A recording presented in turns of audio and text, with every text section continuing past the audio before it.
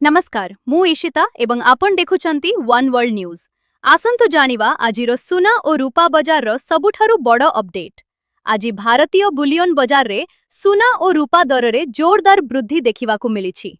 MCX बजार रे सुना दर 1,62,840 टंका प्रति 10 ग्राम रे व्यवसाय हेउछि। सुना दर रे 8,830 टंकार वृद्धि होइथिबा बेले एहा प्राय 5.730% वृद्धि को सूचित करुछि। सेहिपरि रूपा दर 2,95,420 टंका प्रति किलोग्राम रे पहुंचिछि। रूपा दर रे 15,850 टंकार वृद्धि होइथिबा बेले एहा प्राय 5.670% वृद्धि दर्शाउछि। विशेषज्ञ मानक मतानुसारे आंतर्जातीय बजार रे अनिश्चितता, सुरक्षित निवेश प्रति निवेशक मानक आग्रह एवं वृद्धिशील चाहिदा कारणरू सुना और रूपा दर रे एही बड़ उछाड़ देखिबाकु मिलिछि।